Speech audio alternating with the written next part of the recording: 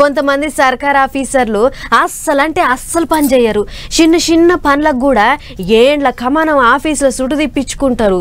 సంతకాలు పెట్టేతందుకు పబ్లిక్ ను సతాయిస్తుంటారు. కానీ అందరు అట్లేం కాదు.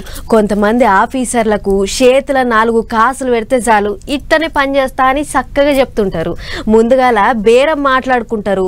ఆ టెంక చూస్తుండగానే పని పూర్తి చేసేస్తారు. ఇగో గీసార్ లెక్కన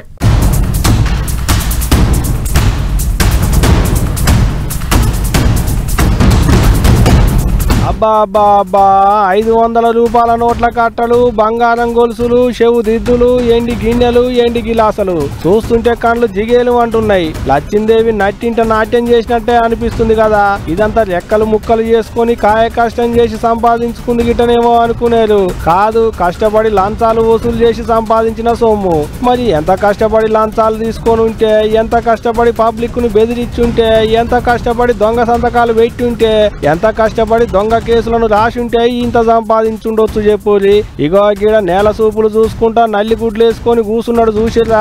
ఇగో గీసారే రాత్రనక పగలనక కష్టపడి పబ్లిక్ ను పీల్చి పిప్పిని చేసిన నియతి గల పోలీస్ ఆఫీసరు. హైదరాబాద్ పట్నం CCS లో ఏసీబీగా కొలువు ఎలగబెడతారట. పేరు ఉమామహేశ్వరరావు. న్యాయం కోసం వచ్చిన వాళ్ళను బెదిరించుడు, ఉన్నది లేనట్టు లేనిది ఉన్నట్టు చేసుడు, లచ్చలకు లచ్చలు గుంజుకునుడే మనోని కొలువు. సివిల్ కేసులను క్రిమినల్ కేసులు లెక్కన మార్చుట్ల సారును మించినోళ్లే లేరాట.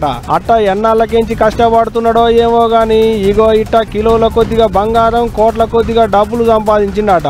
మరి సొంత ఇంట్లో పెట్టుకుంటే అధికారులు వచ్చి పట్టుకుంటారు అనుకున్నాడో ఎట్టనో గాని అత్తగారి ఇంట్లో అయినోళ్ళ ఇండ్లలో దాయబెట్టిండట. అట్ట అందరిండ్ల మీద ఒక్క పాలేబడి దెవలాడేటాళ్లకు పెద్ద ఖజానే బయటపడ్డది. ఏం తక్కువ 3 కోట్లకు మీదనే డబ్బుల కట్టలు, 60 తులాల బంగారం, కోట్ల ఇలువగల్ల భూముల కాయిదాలు, మొత్తం కలిపి ఏం తక్కువ 50 కోట్ల రూపాయల ఇలువగల్ల ఆస్తులను పోగేసిండట. ఇండొద్దులు గోకి గీకి పబ్లిక్ ను పీల్చి పిప్పిని చేసిన సొమ్మునంతా ఏసీబీ అధికారులు సీజ్ చేసి ఇగో ఇట్ట మూటలు కట్టి మోసుకపోయారు. కాకుల కొట్టి గద్దలకు మంచినట్టే చేసిండు అనుకుంటా దుబ్బెత్తిపోస్తున్నారట గీ ఇగరంగల్ల పోలీసు ఆయనకు లంచాలు సమర్పించుకున్న పబ్లిక్. ఇంకో పెద్ద ముచ్చట ఏందంటే ఇప్పుడు ఒక్క పాలేం కాదట, ఇంతకు మునుపు కూడా 3 మాటల మనోని లంచాల భాగవతం బయటపడదట. అట్ట సస్పెండ్ కూడా అయిందట. అంటే మందిని పీడించడం, పై అధికారులకు దొరకడం, మళ్ళా నౌకర్లకు ఎక్కడం, ఎప్పటి లెక్కనే చేయడం ఇదే మనోని పని అన్నట్టు. దీని లంచగొండి ముఖంలోన మన్ను చక్కదనాల నౌకరున్నది. నౌకరు చేసుకునేదానికి గిదేం పాడుపడ్డ పని రావాలి కానీ గీని లంచాల భాగవతం చూసి ఏసీబీ ఆఫీసర్లే నోర్లెల్లి పెట్టిన కావచ్చు పోండ్రి.